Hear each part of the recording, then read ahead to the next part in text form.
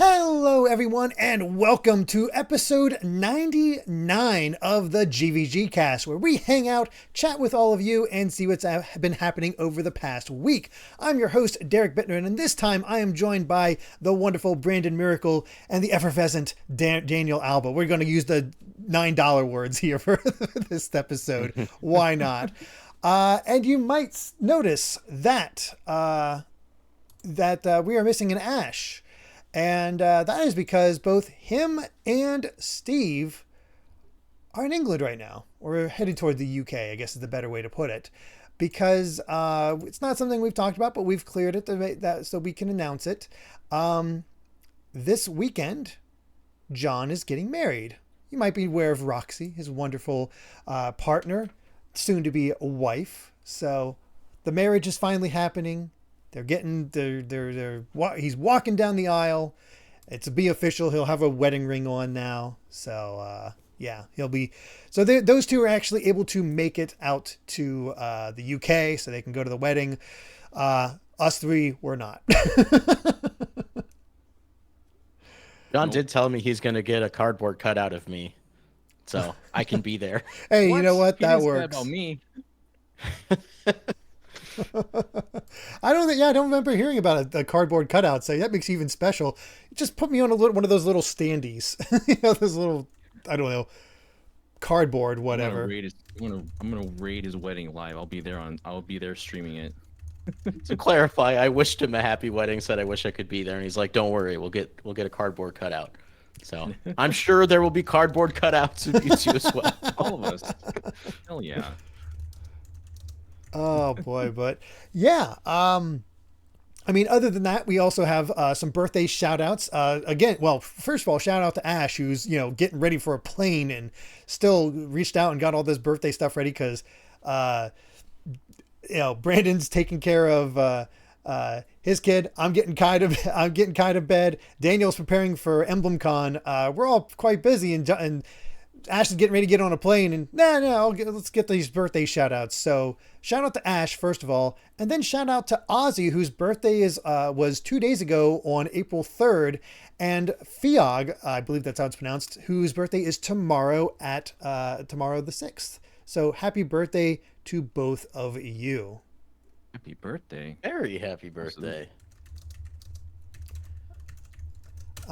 Seriously. Ash should probably be in a coma, and he'll still find a way to get all of the stuff prepared for us in advance. That's the kind of man he is. Yeah, it is. It's ridiculous. But yeah, I mean, very much appreciated. So we got all of us here holding down the fort, and I guess just how have you guys been today? Or this week, I suppose is the better way to put it. Today I had a big long sleep. I'm enjoying my time here by myself. My family went to see other family in the Texas region area near Mexico, and for Easter. So they take all three girls. Of course the girls want to see all the family, and everyone wants to see the girls. So I've had the place to myself. It's been very nice. I took my PS5 downstairs and hooked it to our big sound system and just played Final Fantasy VII Rebirth for that. It's been an experience, and I'm sad that they're gonna come and claim it back tonight. So I'm gonna play after we're done. No, stay longer. Stay another week. It's all good. Yeah, why not? That's fine. But that happened. Yeah, I've been fine otherwise. Just been really busy preparing for EmblemCon, which is gonna be next week. Which I just realized, if we do have GVGcast next week, I won't be here for episode 100. So I don't know. We might have to figure something out, or I don't know. We'll figure something out for what we're gonna do with 100. But that's coming up real soon. I'm getting excited. I got panels lined up. I'm gonna be chatting with some of the voice actors that were in Fire Emblem. Other fun games that other Twitch stream panels are gonna have. If you want to check that out, it's the EmblemCon on Twitch. That's gonna be. It's gonna be a fun time. It's getting bigger and bigger. Our 5th year. I can't believe we're doing this for 5 years now. It's crazy. That's wild. So the big goal here is to hook up with Nintendo and be like, use EmblemCon to announce Fire Emblem news. I would love cool. that. Oh my god, that'd be incredible. That would be quite awesome. What about you, Brandon? What have you been up to for the past week? Anything in particular? Well, it's the beginning of spring season, so Michaela's very busy at work with all the theater productions that are going on because her theater is the only theater in that entire school district. No. So, Oh, so geez. you can imagine Lots of what that's like. classes. Yeah, Oh no. classes, meetings, plays, musicals. Oh boy. So we're in the middle of her being gone a whole lot. So it's a lot of me and baby time right now. Um, and you know what? I'm really enjoying that. Ella is really starting to bud in her personality. Oh, So that's always like fun. she's her goofy side is starting to come out. So I'm really it's starting to be a lot of fun hanging out with her. Um, she's it's crazy, man, seeing how much she's just evolving in such a short time. She's 7 months old now, and she has gotten to the point where she's grabbing the bottle by herself and feeding herself a little bit at a time.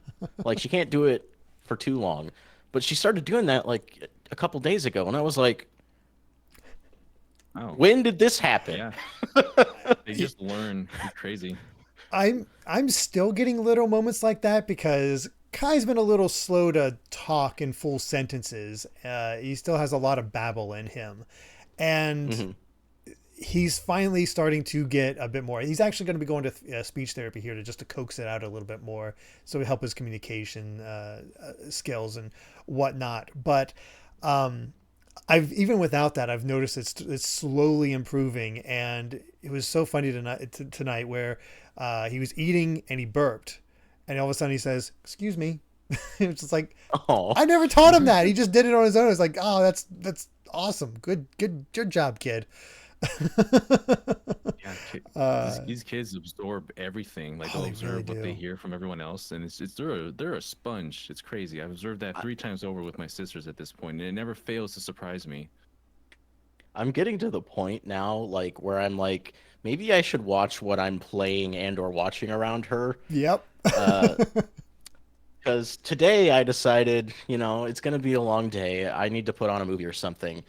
And I put on Joker, great family movie. Oh boy, one for the I whole I had her family. I had her turned away from the screen for most of it, don't worry. uh, Um, however, in the beginning of the movie, there's a lot of scenes of Joaquin Phoenix just laughing because that's a condition his character has. And I noticed that whenever he laughed, she would. oh And no. Oh I've been my thinking goodness, about that all day. I don't know this what is to make of this this is some information. kind of conditioning that I wasn't prepared to hear. Yeah, I'm reminded of when I was watching uh, movies and whatnot. Like, I'd be up late with Kai because he's not going to bed, so I'll just put on a movie or whatever and just watch that. And obviously, somewhere not that he should actually watch, and it didn't. He never emulated like Ella did right there. But I was also just got really conscious about him, like, because he'd look at the screen. I'm like, no. He just like look back towards the screen. I'm like, I don't think I should watch this stuff anymore. And nowadays he has the TV. He decides what he wants to watch, which it's been like weird YouTube stuff where it's like kids focused stuff, but it's like fortunately got him pointed towards like compilations of bubble guppies to watch that sort of thing. And Get some Blues Clues going. yeah, a little bit of Blues Yeah. Clues. And on Disney Plus we actually got him to watch Inside Out, and now he has like likes to watch Trolls. I'm like, you know what, I'll take it. Better than just random YouTube crap. Like, There are worse things. yeah, A lot there more there's to do. there is this weird thing that was discovered because we were like, oh, he's watching all these educational stuff. There's these he's learning letters, learning numbers. And then there was this letter thing that came up that was, I can't remember, letter bits or something like that. Basically, letters emulated in various weird personifications where they're sort of punkish. And I noticed one where it's like a tight tube top with nipple showing, like kind of pointing. I'm like, what the hell is this? Yeah. I don't know. I forget what it's called, but I'm like, I cleared out the YouTube function because it kept coming up. I'm like, like it's ostensibly teaching letters, but it's also like in the weirdest way, in with the weirdest text to it, where it's like A B C, just that. And he was emulating that, and I'm like, Huh. okay, no, we got to get away from this. This got to go. So I cleared out the search function and highly kept an eye on what the heck was coming up. Amy's, If I there's see Amy's in the anything chat. I- If you remember what that hexag's called, I'd love to hear it because I forget I forget at this point. Thank God. If there's anything I've learned from like just reading about kids' YouTube in the last few years, it's that kids' YouTube is weird. Just weird. It's a Wild West out there. Yeah. Yeah. Yeah. No, I've done. I I'm sticking to public television, maybe. well, that's the funny thing. We were getting like I don't know how it came up because we were getting like British learning things where these like alpha the number jacks was coming up and this other sort of alphabet thing, and then all of a sudden that started coming up and he's like that. I'm like, okay, we'll look at this, and it just was like, no. Like, and he'll get upset, but I'm like, yeah, that's it. Will Gaming in live audience, alphabet lore. I have no idea what it is, but no, I It hate doesn't that. even sound like it's for children, just by the name. I hate that with a passion. I never thought I'd have to like alphabets. Like, nope, you can't look at the alphabet, son. It's too much for you. My gosh. That My, alphabet is too risque. Oh yeah, my sisters are a bit older, so we kind of like they kind of hop around different shows that they watch. My dad doesn't really have any kind of like sense as far as what to show them, so they kind of watch things on Netflix that it's kind of the sameish stuff over and over. Things that I would be like, yeah, you can watch something a little more what's the word? A little more fulfilling than this. So and sometimes we just kind of gather together. I show them shows to watch. We watched She-Ra not too long ago. It's actually a really Nice. cool show on Netflix. We recently saw Pokemon Concierge as well. Yeah. They Good. love that, and so we jumped into Pokemon Horizons not too long after that, and we're not all the way through, but it's been really lovely for them to like get introduced to Pokemon this way. That's So, awesome. yeah, They get a fresh start with Horizons. New cast, new They do. characters. Yeah. yeah. Now they get 25 years of what is her name? Loco? Liko, she's Liko. gonna be Liko. she's gonna be 10 years old for until we're dead. 40 years. Just what you like to see. But I want to show them the movie that you showed me, Brandon. God, what was it called? Pokemon, the one that's Oh, like Power of Us? Power of Us. That's the one. Oh, wanna I show need to them watch that one. movie. too. I've heard that's really That one's good. really good. It's really Yeah. good, yeah. That was Beautiful that was animation. that was like my favorite. That was my coziest night. Just checking that out, watching Pokemon movies with Brandon. I miss those. I need to go back over there and introduce myself to Ella at some point too. I haven't met her yet. You gotta meet her before she's, like, off to college. Oh my gosh. I hope he would see her at that before that point. So We'll make plans soon. would hope so. But yeah, it's a weird rabbit hole you get into sometimes with kids media and what pops up. And honestly, the other weird thing is so I share Disney Plus with my sister, and she has Hulu. So now Hulu stuff is popping up on Disney Plus, which is throwing me off because all of a sudden, like, here's advertisements for FX stuff like American Horror Story and things like that. And I'm like, Not child friendly. yeah, like that's not child friendly. Like, oh, here's Family Guy. No, what? That's not quite Probably not. right. I mean, it's kind of cool, but it also has these weird moments where, like, I'm on Disney. It's like, watch Detective Pikachu. What? Threw me for a loop there. So, oh, you can turn that off, Fangs? Okay. Might have to do that for just, he doesn't go through Disney Plus too often, but it's just one of those weird things. Yeah, Disney Plus doesn't get a ton of use from me right now. I do use a lot of Hulu. Like, Hulu's probably the thing I watch the most. Um, but yeah, I don't dig into Disney Plus that much. I feel like. I mean, obviously, John and I both talked about it, but when she gets a little older, Bluey. Oh, is that on Disney Plus? Yeah, you can have all of Bluey on Okay. Disney Plus. Yeah. Yeah. So, I mean, honestly, I think you'd enjoy it too, Brandon. It'll make you. Michaela watched one episode and told me it made her cry. Did you know what episode she watched? I think it was the baby race. Oh yeah, that'll do it. That makes Amy cry. Oh Oh dear. boy, maybe I should check that one out. I mean, Yeah, I've been thinking about starting it now that she's starting to kind of interact attention. with what. Yeah, I really wish Joker wasn't the thing that she started doing that with, but you live and you learn. The other thing I will mention about Bluey is you will watch that dad and be like, I am a terrible father compared to him.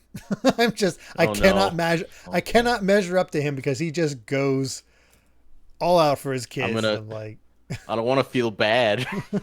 you don't feel bad, but it's sort of like I should get more involved in doing do this sort of thing because Yeah, it sounds like it just makes you reevaluate yourself, and not in a negative way. You're just like, what can I do for my child as a father? yeah, As that's far as that sort of what thing. I've witnessed, because yeah, my sisters watched that as well, and I kind of observed from the sidelines, like, huh, yeah, there's a lot of messages for the kids and for the adults in this show, and that's fantastic.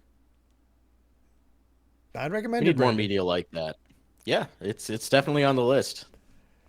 Yep. Uh, well, this is ostensibly a gaming podcast, so what have we all been playing? Like, I Oh know you yeah. you may have watched Joker, Brandon, but what have you been playing lately? Have you been able to play anything? So most of my game time has been in the evening, after Michaela gets back from work. Um, and my friend Levi has been playing a lot of Dragon Quest XI. It's his first mainline Dragon Quest game, Ooh, nice. Oh, outside of 10, because I got him to play 10 with me. He's the person I play 10 with, and he enjoyed it so much. He's like, I want to play Dragon Quest 11, and he's loving that. And just him getting back into the game, because he took a break for a couple months because he was playing on PS Extra and his sub ran out. And he just got his sub back, so now he's playing through more. And I'm like, dang, Dragon Quest is cool. So now I'm hyper fixated, and I'm like, I want to go back to Dragon Quest 10. And he's like, yeah, me too. So now we're playing Dragon Quest 10. That's amazing. I So we're finishing up everything we didn't do in version 1. We finished the story, but there's a lot of side content, of a course. lot of the kind of quests you do in Final Fantasy 14 that unlock features. We have a Hmm. lot of that stuff we haven't touched. So we're going back doing a lot of that. And then once we're caught up, we're going to dive into version 2 and see that through to the end. How many versions are there? Like, I know there's been a bunch of expansions. There's 7, and the 7th just came out. Oh my gosh. Um, man, a lot. there's a lot of connections to Dragon Quest 9. Dragon Quest 10 Oh, version 7's map is the map from Dragon Quest 9. So Well, that's they awesome. have fully dove in, and I want to know what's going on. So I'm uh, playing right now. Nice. I I mean, you know me, I've been slowly playing through Dragon Quest. My next one is 3, so it's going to be a while till I get to 10. But if I do get to 10 and it's still have those services, I'll hope that you can guide me through. And I've learned a lot. yeah, I'm not a master, but I can make my way through that game now. it's kind of me in 14, so yeah. I mean, hopefully one day we get Dragon Quest X offline. It's getting an update, I think, later this year that adds version 2's story to the game. Oh, I didn't realize that. Because That's version awesome. 1, yeah, version 1 and version 2 are kind of a complete package. Version 1 has a definitive ending, but the version 2 is kind of a continuation of that story. Um, if you want to get even more technical, versions 1 through 5 are kind of similar to 14's arc, like Okay. ending with Endwalker. Endwalker. hmm So you can kind of look at it that way. I think offline's going to end with 2, though. I don't think they're going any further than that. In fact, I'm pretty sure when you beat version 2, they give you a character voucher that you can take online and continue your game. I mean, that's kind of cool, but also, Sucks for us. yeah. I mean, we haven't even gotten 10 offline yet, so Yep. yeah. Huh. Can only hope. I gotta say, if you hadn't told me before we started, I would not have expected Dragon Quest 10 to be what you were playing. It just happened, man. You and I were talking about 14, got me thinking about MMOs. My friend started playing Dragon Quest 11, and I was like, well, back to Dragon Quest I know 10. how we was talking specifically about Final Fantasy 14 and how you had played that and were like wanting to get into it, which is also funny because shortly after that discussion, Amy and I finally worked with some friends and did the Monster Hunter stuff in. It's back in Stormblood. We finally did it, but learned what it takes to get Rathalos as a mount. If you're curious about that. So it turns out you have to beat it in its extreme difficulty. Fortunately, you can do it unsynced, but you got to specifically make sure to cut off its tail so you can get its scale plus. You need 50 scale pluses in order to get the Rathalos mount. You get one each battle. Those are Monster Hunter 1 drop rates. That's bad. Yeah. 50 times you got to beat that thing. So if you could get lucky and get the mount itself as a drop during that fight, but it is extremely rare. We have another friend who was telling us about it, and they had been going through trying to get the mount. On the 48th victory over Rathalos, the mount itself dropped. Oh, man. That's got to burn. Yeah. Yeah. Jeez. His To friend, put it in perspective, in Monster Hunter, scales are typically the most common drop. But then you'll have a drop that's called a plate or a gem, ruby, or sometimes mantle. That's the rarest drop from a monster. And its drop rate is typically between 1 and 5%. oh no. So if you want to know how it really is, that's how it goes. Ooh, no, thank you. Oh goodness. I don't want to put too much. I know people check out when I talk 14. All I'll say is I did the. I finished up Shadowbringers. I'm ready to start Endwalker. I have 3 months to get through Endwalker, so I'm ready for Dawn Trail releasing in July. I think you're gonna do it. We're basically going to be doing extra streams so we can manage it, Amy and I, because we want to be content current with friends. It'd be really cool to be able to do that. But yeah, I don't want to dwell on that other than to say I'm amazed and impressed with the Final Fantasy 16 crossover that they were able to integrate the dodge and precision strike mechanics from 16 into the fight itself. That's so cool. It's would never expect it. It's simplified, of course, but it's still like there's ones where it actually counts down, so you can guaranteed to dodge bigger attacks, but you can put yourself in harm's way of his other attacks and then do proper dodge timing so you can get it more often, and that's what does the most damage to that during that fight. It's really cool integration, but yeah. What about you, Daniel? I don't want to again. I don't want to derail. Let's see. Mostly been during this week. I've been playing Final Fantasy, so it all comes back to Final Fantasy. But I was playing Rebirth for the most of the week. But I mean, you've heard me talking about that already. I'm towards the end of exploring the Cosmo Canyon area. Oh, So you're I'm definitely beyond good. me now. I left off starting chapter 5. Oh yeah, it's a bit ways more in there. And in those areas that I wander around, I hover between doing some of them to the point where it's like I'll just do the rest of the intel for this spot. Well, why not? I'm already this far in. Doing the proto relic, okay, yeah, I'll do the proto relic. Proto relic events, like those are kind of necessary for some parts because they will tell you some big story bits that you don't really hear about in the main story. So definitely do those at least if you're playing the game. Especially in Um, Cosmo Canyon. Oh boy. Yeah, I was like, wow, they were just gonna. This is optional. You would have to see missed this. some key information. Yeah. aside from Final Fantasy, because of the video I put out this week, I put my hands on a lot of different Tales games this year just to get footage, and some of them I kind of stuck with to play more again. Tales of Hearts R is one that I played a bit more this week because I've been kind of chipping away at that every now and then. It's not one that I've fully gone through myself because I only recently got the physical copy not too long ago. So I've been playing that, and I'm just like, yeah, man, it sucks that this isn't on the shop anymore for anyone to download for the Vita shop.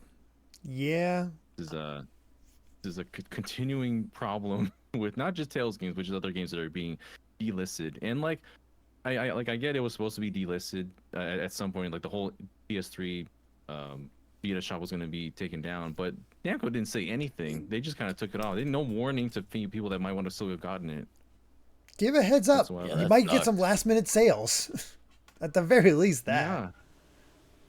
Yeah, that would have been ideal instead of just removing them. And I didn't realize that. Yeah, there was even more on the EU storefront that just aren't available at all. Like there's even less Tales games available on there. We at least had like the double pack, Symphony and the Symphony and the sequel are both on there. Exilia 2 is the main pain that I feel because that's a really good Tales game. Even though some people may say otherwise, for certain aspects of it, I definitely know which parts they would complain about in that one. But overall, like one of my favorite Tales games, aside from like Abyss and Vesperia, that area. So I don't know. It's been rough, but I mean, still great Tales, great game. It's kind of like Dragon Quest in a way where its battle system is very much, for the most part, like it knows what it's all about. Like it doesn't really change it that much from game to game. It went from 2D to 3D slowly through like Symphonia, Abyss, Vesperia, those games, but it's mostly remained the same until kind of Arise kind of switched it up a little bit, and Berseria. But more than often or not, it's like your real time, everything happens at once action RPG in battle. And man, I wish more people could play this series. I mean, I hope Star Ocean Second Story sold well, so Namco can look at that as like, maybe we should do something similar with like that with Tales of Fantasia, and or maybe some of our other PS1 Tales games. You know, that'd be kind of fun to get that sort of push out there. There was a time where I would actually pick up new Tales games because I enjoyed Symphonia, but I never quite got through them, or never really quite, it got to a point I was just falling behind, but I kept picking them up. So I was like, all right, I got to stop buying them. So I have Xillia 1, but not Xillia 2 because, well, I didn't beat Xillia 1. So why should I buy Xillia 2? And then it just Oh no, carried over like that. So it's like, dang it. man. That's a really good sequel. Like I know Dawn of the New World isn't really considered like a mothership. It's more so a side game, even though it's really close to like a mothership title, but they really handled, a returning cast with Exilia 2 much better than they did in Dawn of the New World, which I know some people can't even play those anymore. So you just have to take my word for it, honestly. I would let you borrow my physical copy if I could, if you're nearby. Yeah. Yeah. Uh, Um, But yeah, Namco is really just, I don't know what they're doing. I mean, they have popular IPs like Dragon Ball and Sword Art Online. And so it feels like they kind of just put their focus on the main ones, and the more niche ones kind of get left behind. At least here in the West, as I mentioned, that series is super celebrated in Japan. Every year they have a festival, and it's like it's a big event. It's crazy to see how wildly popular it is there still. it's odd because I'm happy for its fans that we somehow got a Bat and Kaitos duology re-release. Like, great for those fans. The series never is. Yeah. I tried the series, didn't click with me, so I didn't bother picking up the re-release. Also, not a lot of talk about the re-release, honestly, whenever it did land. But why choose that for Monolith Soft and not Xenosaga? Exactly what I brought up at the end of my video. In that little bit. Like, there's this series too. It's right in the box. Oh my gosh. I feel like there's a whole new set of fans kind of interested in that game at this point, and probably would be really interested in seeing the evolution. But I don't know. We don't get to make those decisions. It's sad. Yeah. Well, thanks all to those of you who watched the video. I had a fun time talking about the really weird ones like GBA Fantasia and Tales of Legendia. I didn't think I'd ever like talk about those in any meaningful capacity in a video, so that was fun.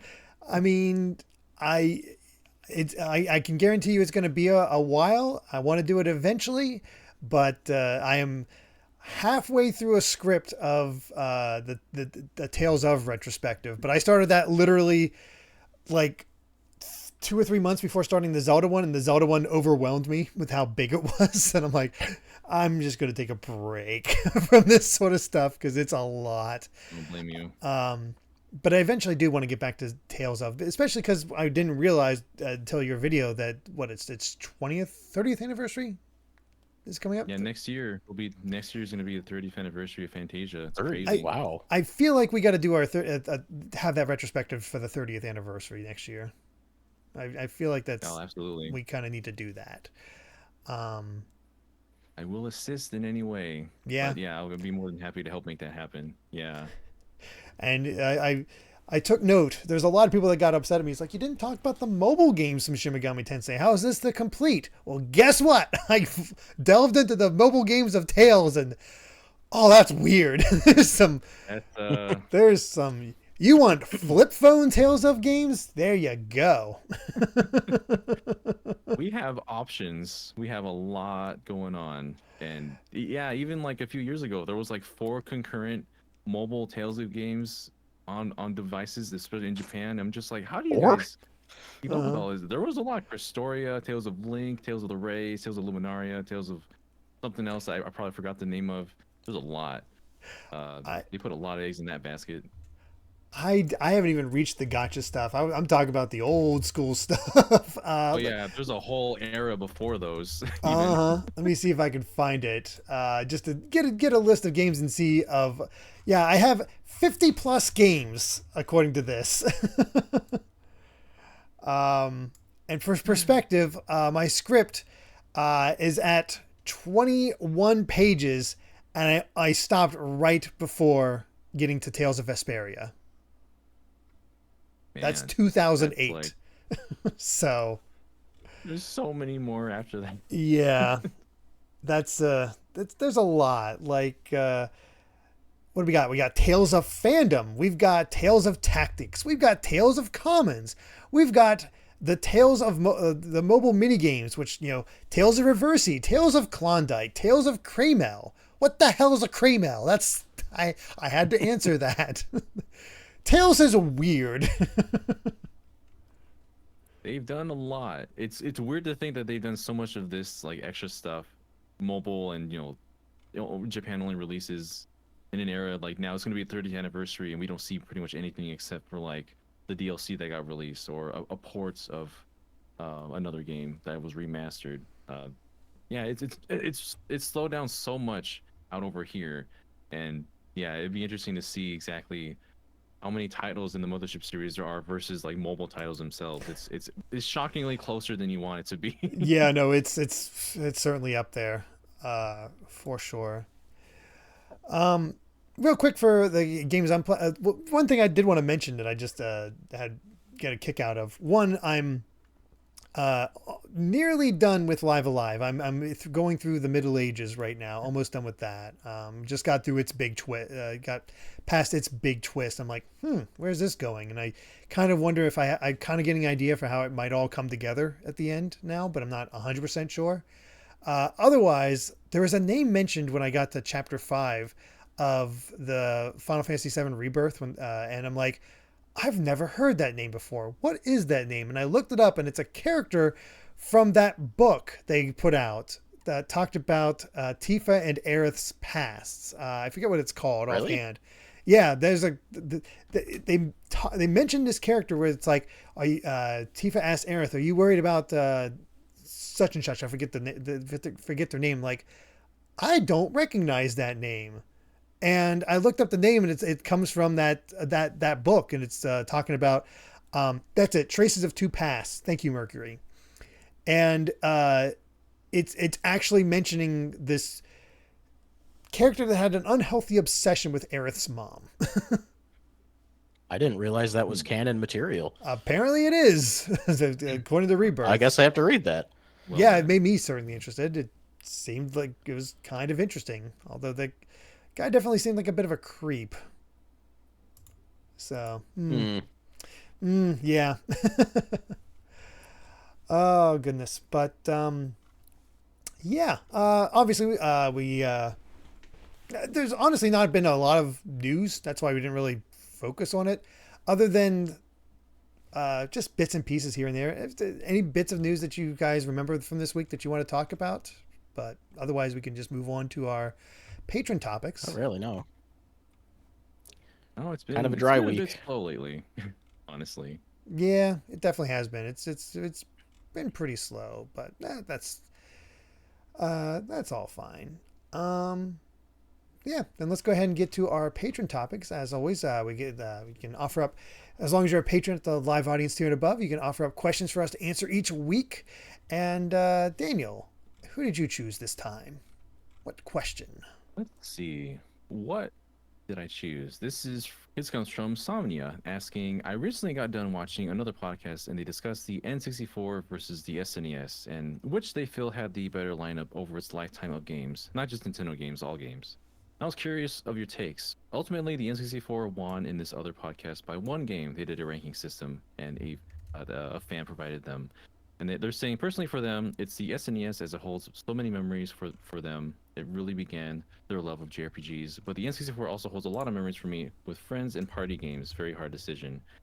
Yeah, I feel like I retroactively experienced the SNES myself because I did own one. My grandpa owned one, but I couldn't really. It's always a weird thing to say. He owned one, and I had like only 4 games on it. He had the eclectic mix of Super Mario World, Turtles in Time, TMNT, Street Fighter 2, and some Madden game. One random, I don't even know what 97 or There's always a something. Madden. Somewhere. And so I didn't really experience SNES until like the Wii Virtual Console when I was able to really dip back and get some of those, or I experienced them through like GBA ports, Nintendo DS ports like Chrono Trigger. But I really kind of like cobbled together my memories of that beyond there. But the N64 for me is something that I really like. That was my first console, and so that's something that I have a lot of memories with. I want to say that I think the N64 is the better one for some of the experiences that I've had on that itself. Growing up as an only child with an N64 is kind of a curse because it's meant to be multiplayer. So you kind of have to have friends over to really experience the actual, the purpose of that console was playing 4 players in games like Smash Brothers, Mario Party, GoldenEye, those kind of games. And so, yeah, when I had friends over or when I went over to see friends, I really like cherish those moments because I'm just like, oh my God, I can finally stop playing against the CPU against this game. It's amazing. This is incredible. But not just that, also like the single player experiences too. I experienced Zelda through my younger cousin. She would come over and she had her brother's cartridge, and she would play that and show me what it was like. I was like, oh, that's crazy. That's awesome. I want to try that. And so yeah, that's how I picked up Majora's Mask, is when I'm technically my first Zelda game, but although I experienced all of Ocarina of Time before that, so I went back and bought that afterwards. Games that I never thought I would pick up. I think a friend of mine, no, a family, a family friend of ours picked up like F-Zero X for my birthday. I would probably not pick up that game, given the box art, because I was like, oh, Mario and Kirby and all this and Zelda and all that sort of stuff. But that's how I got into that series. I'm glad I did because that game's really awesome. Games like Banjo was incredible on there as well. And those experiences, I think those core experiences are more like precious to me. I think playing Mario 64 for the first time, that kind of like experiencing the third dimension and everything. So personally, I think the SNES obviously has its classics. Of course it does. It has so many beloved classics that make an impact on games being made today, especially by like indie developers and whatnot. But for me, it's the N64. I think that's the one I feel has a better lineup of lifetime games, only because there's some games that really like help push the genres of which they created in that space. So I think that's my answer. Hmm. What about you, Brandon? I'm curious where you're going to fall on this one. This is kind of tough because the Super Nintendo was my first video game console. Followed shortly by the N64, probably just a couple of years. Um,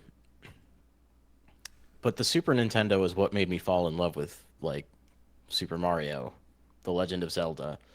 Um, it's interesting too because like my Super Nintendo was a hand-me-down from my older brother.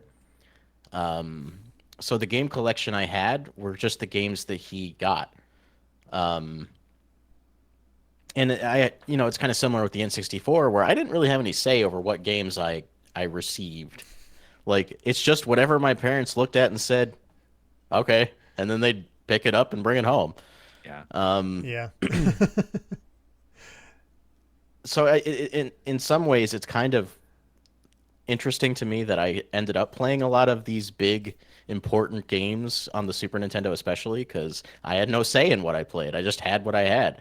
I had Super Mario World. I had A Link to the Past, Super Mario Kart, um, even some hidden gems like Tiny Toons Adventures, Buster Bust Loose. That's a great game. Hmm. Um, Yoshi's Island. I remember the day my dad brought Yoshi's Island home. He got it from we had a used game shop that he'd always go to, and I don't know if the guy just cut him good deals, but he'd go there all the time. And he just came home with Yoshi's Island one day, and I saw him playing it, and I was like, "Whoa, I love Yoshi from that other video game I played." Hmm. Um, and that built a very strong attachment to Yoshi, especially. Um, so this isn't going to be rooted in any like logic. It's going to be rooted in personal bias. But I'm going to say Super Nintendo because without it, I don't think I would play video games at That's all. that's fair. Yeah, your era of Super Nintendo is my era of NES and Genesis, because a certain blue hedgehog coaxed me over to the Genesis and away from the Super Nintendo because the Super Nintendo wasn't out yet. And yeah, that's I. So because of that, I missed owning at least the SNES and N64 era. I did not.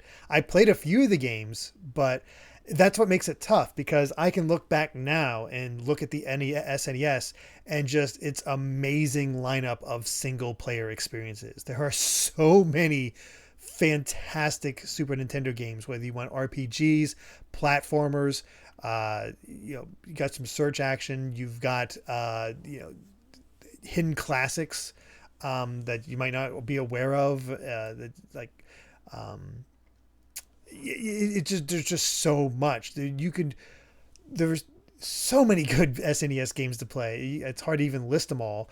Um, but then you have the Nintendo 64, and the way I was able to play the Nintendo 64 is that a friend had it and he had 4 controllers. So we often did multiplayer gaming. So we had Smash Brothers, we had Mario Party, we had Mario Kart. Just constant playing of those awesome multiplayer games that you never had before. It was the multiplayer machine, and there was no point of buying a multi-tap for the PS1. You got 2 player games at best, and Hmm. it's just like even then I didn't play a whole lot because all the really fun party games were on the N64.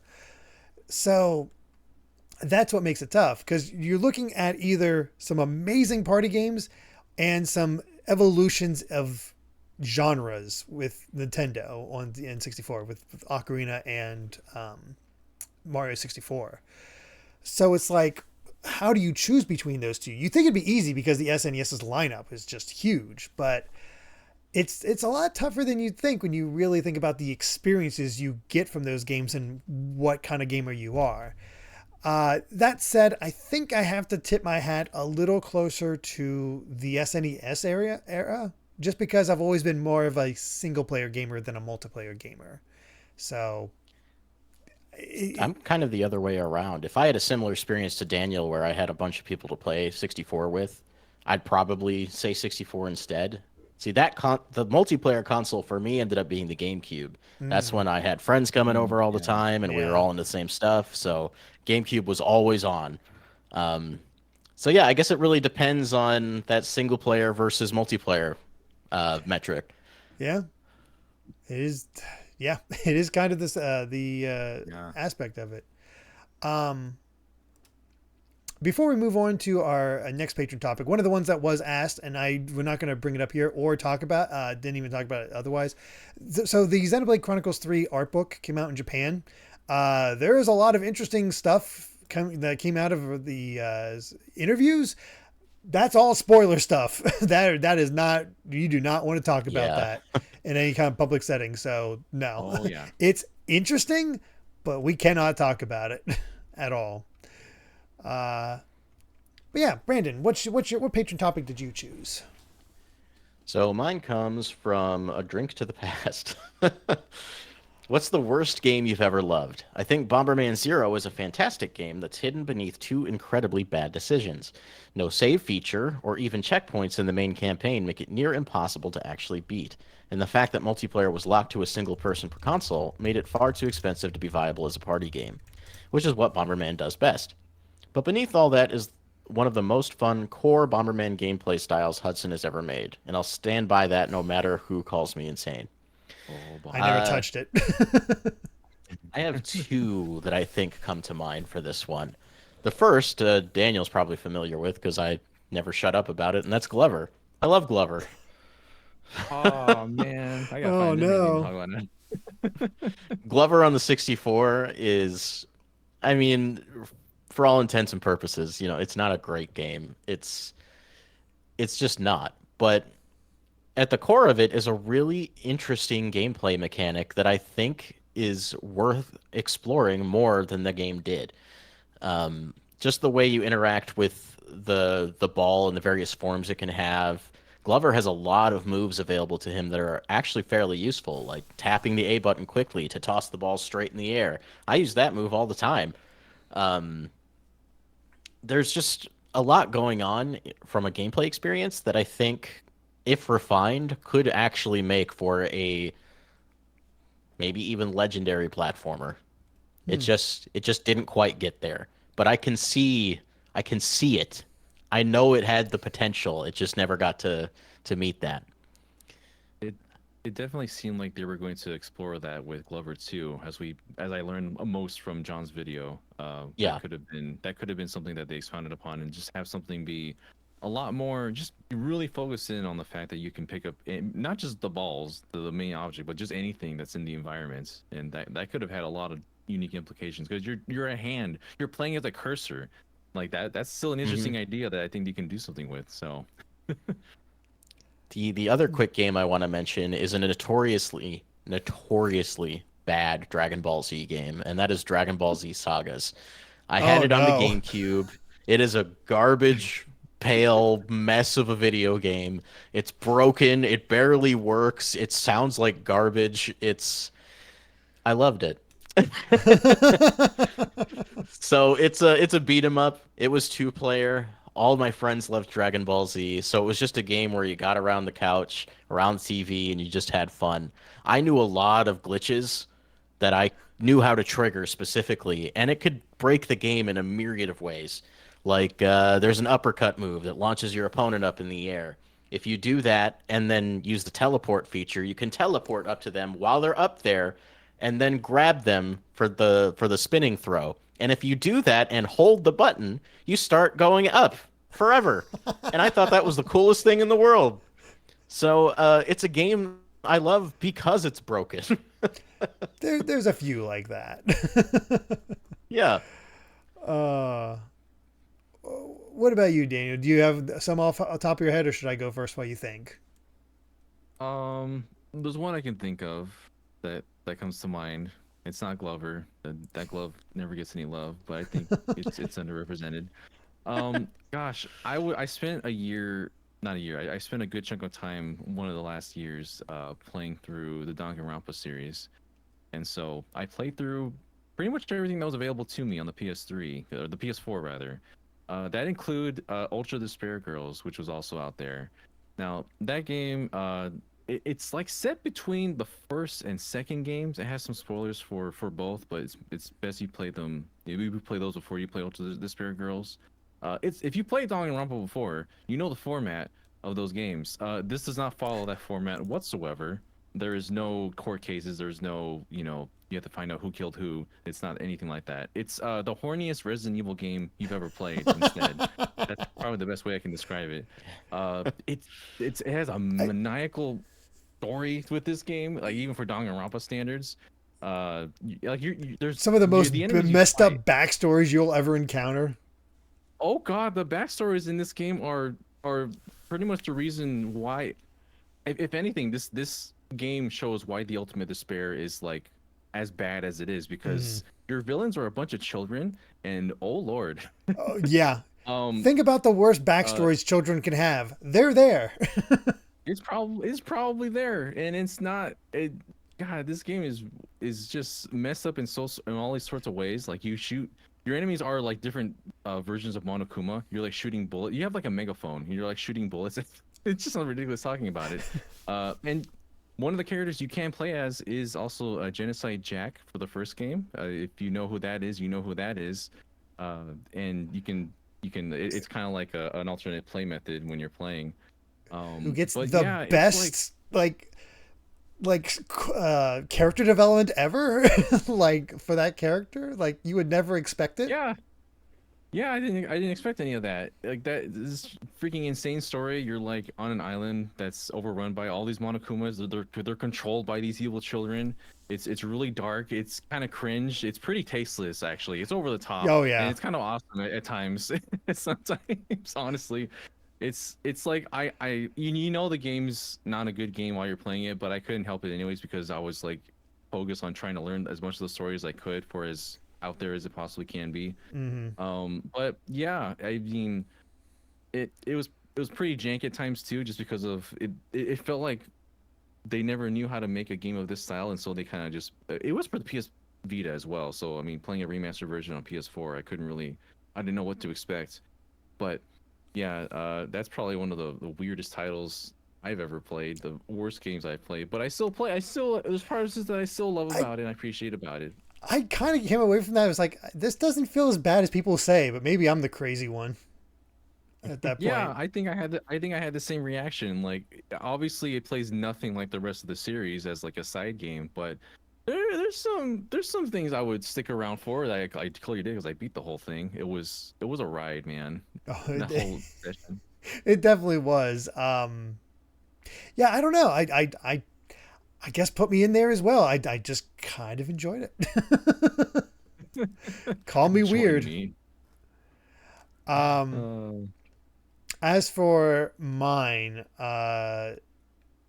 gosh, I still have the one, but I'm trying to think of the other one that I thought of that I've lost now because you got me thinking about Ultra Despair Girls.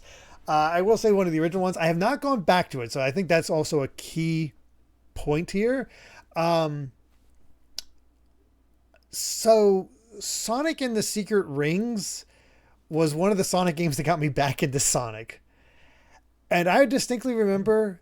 Why? It was in college, and the people they also gave me I also borrowed Sonic Adventure 2 and Shadow the Hedgehog.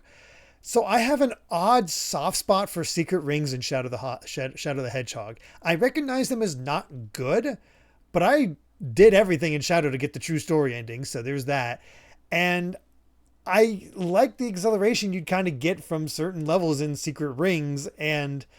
You know, it was the early days of Wii, so it was kind of fun to do all the Wii controls and stuff like that. So it was novel back then. Yeah, it was novel. It felt good to upgrade Sonic, so you're going faster and getting through these levels quicker and doing all these other things. It's just, I don't know what it was. It just kind of clicked with me, and I recognize it as not good, but I had fun, and you know, by the end, I was having a good time. I'm trying to remember the other one I thought of that I know is not good, but I still enjoy anyway, and I've completely blanked on it, and I apologize for that. Oh, no, I remember now. Castlevania 64. It is not good, but it also starts out with one of its worst levels. The first level is not great, but if you can get past that, it really does feel like a Castlevania in 3D, almost more so than any other 3D Castlevania in very odd ways. Uh, you just have to kind of get into its mindset. And trust me, it has problems. It's not great, but there's something about it that just drew me in and be like, no, it's still low on the list compared to other Castlevania games, but it is still fun in its own way. You just have to know to uh, definitely hold that button while you're hanging onto an edge, because you let go of the button, you're going to fall off that edge if you're hanging from it. And learn to walk, not run with a bomb. So it's certainly interesting, but I don't know. I found myself just kind of liking it, even though it's not my favorite Castlevania game by a long shot, but I have an odd appreciation for it. Games that have friction between the game and the player are sometimes overlooked and misconstrued as bad. Like some of the designs of like um, FromSoft games, Monster Hunter, Dragon's Dogma. Just because a game's biting back and seems unfair, maybe Mm, that's the point sometimes. maybe. Yeah. As for my topic I picked, this comes from Aramis Baramis, who asks, any moving tips, specifically when it comes to a game collection?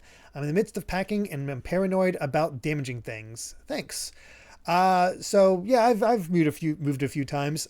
Find nice steady boxes, and just sort of to not lose anything, just sort of pack all the similar games together. I find most of the time it doesn't really have that much of an issue. The big thing I'd actually say is catalog them before.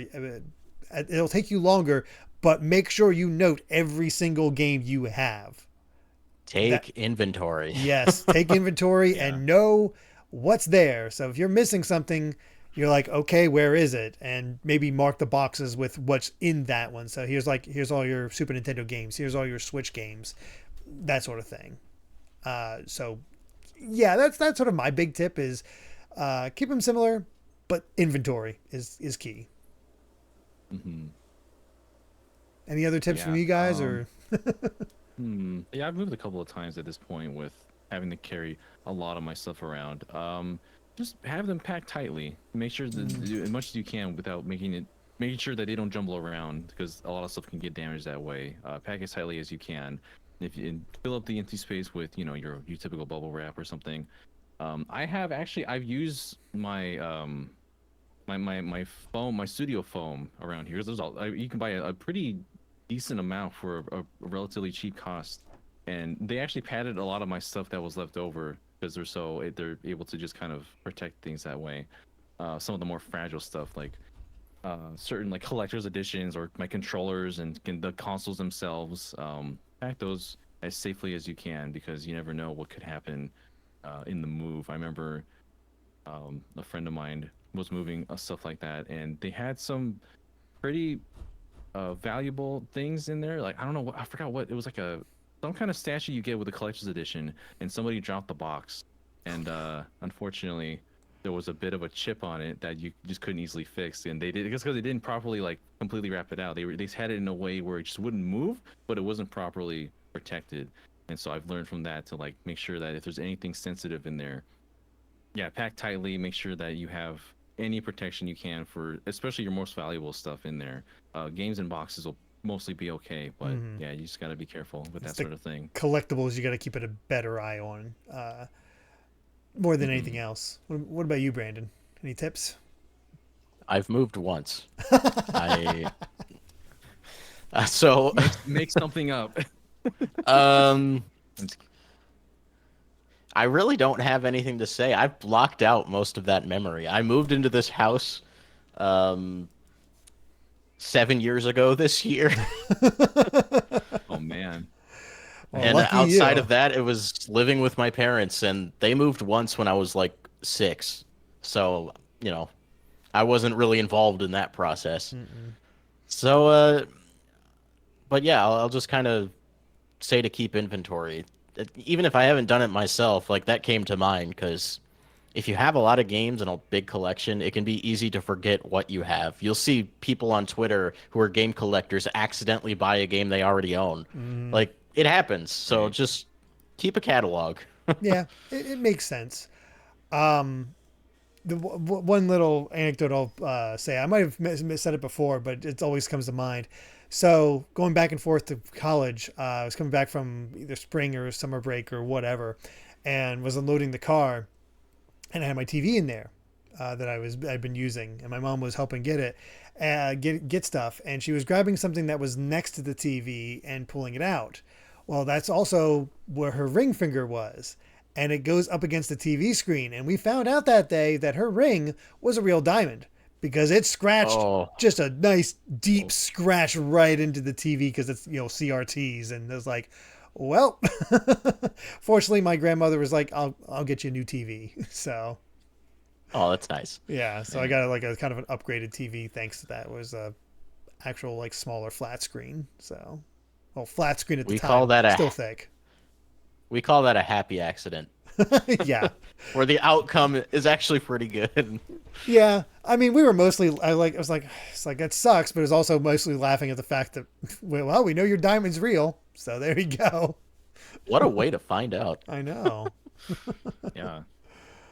Oh, goodness. But I think with that, that is all of our questions from our patrons this week, and that is going to be a wrap for GVGcast episode 99.